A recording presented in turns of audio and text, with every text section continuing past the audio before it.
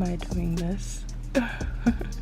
Why am I doing this? It took all the strength of Jesus, y'all, for me to get up out of my bed and get this camera.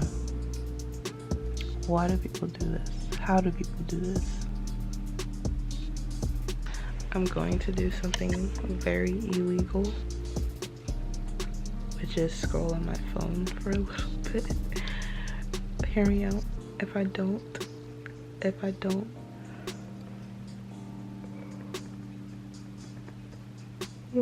I don't stimulate my eyes and my brain, I'm going right back to sleep. So I'm gonna scroll.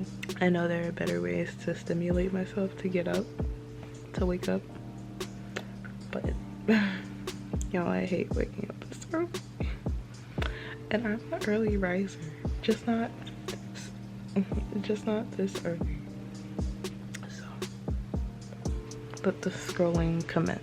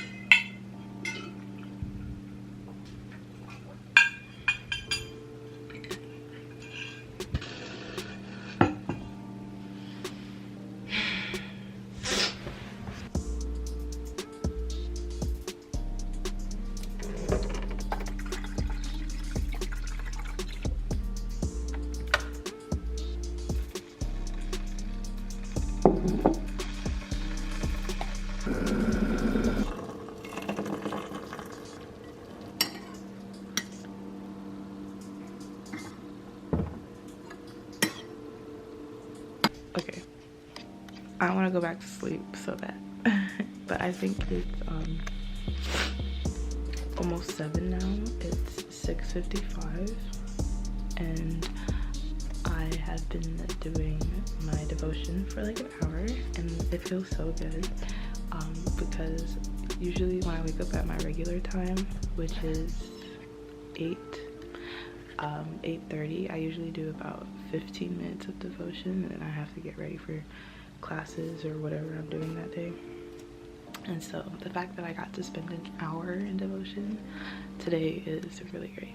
I just finished the book of Job. I've been reading the book of Job all throughout January, and it just really opens your eyes to what it means to suffer and to what it means to deal with pain. Sometimes suffering, it's a mystery, right? And a lot of times we think that if we live a good life, if we're kind to people, if we serve God the way we're supposed to, then, you know, we're exempt from suffering. And that's not at all how it works. I don't know, I was reading my Bible, which is the Message Bible, by the way, and the commentary talks about how a lot of times serving God and living a good life can lead to more suffering than if we didn't serve God and if we weren't, you know, good people, which is so true. And just one of the things that makes suffering such a mystery. It was really good to read that book and finish it.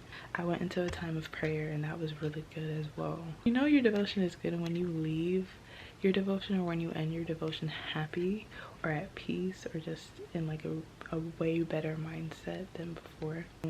I prayed into 4 things for the book of Job. So the first thing is that we would use our trials to refine our faith. My heater is on, hold on. So yes, 4 things to pray into when reading the book of Job. First one, that we would use our trials to refine our faith. So whenever we go through things, to use that as an opportunity to make our faith stronger. Second one is to let the bad days we have lead us to God, not away. So Job 2 verse 10, Job says something very profound and beautiful. He says, we take the good days from God, why not the bad ones? When we have bad days, those days we shouldn't run from God, or we shouldn't get mad at God or push God away, but our bad days should lead us to God. And yeah. And then the third prayer is that we should count our suffering as joy. I believe that's actually a scripture in the New Testament that Paul wrote. I believe that's Philippians 4. Fact check me on that. When we suffer, that is an opportunity to be happy, and I know that seems counterintuitive, but the things that we go through, the pain that we feel, is an opportunity for us to see God's goodness and to see the way in which God heals and delivers and restores, and the places in which we lack are opportunities for us to believe God to do a miracle, you know, believe God for a breakthrough. So our sufferings should make us happy. Our sufferings should ignite the joy in us, because it's in those moments that God does his best work. And then the last prayer is that we would not question the mysteries of God, but be in awe instead. I think that one's a really good one, because it really is a mystery why you know, we go through things that sometimes seem undeserving and sometimes seem unnecessary. Like Job.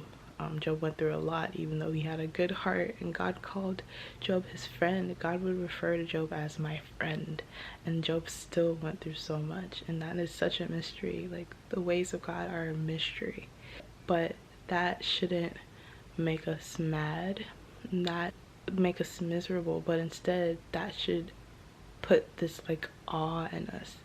I don't know if I'm explaining it well, but the mysteries of God should excite us, because they demonstrate his brilliance, they demonstrate his might, they demonstrate how powerful he is.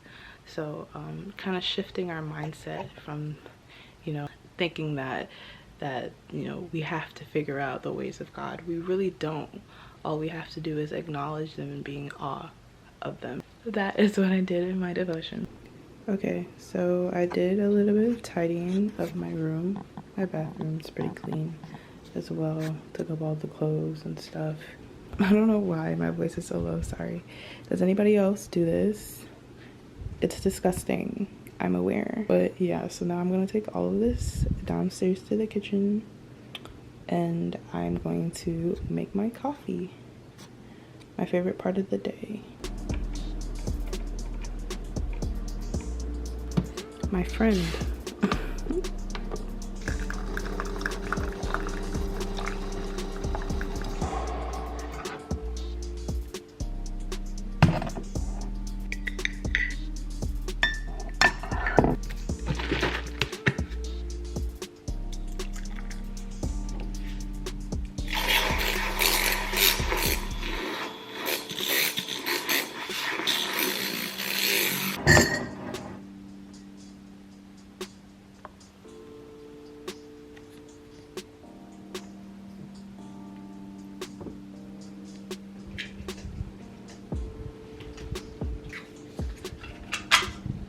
I bought a new mouse. It's the Logitech.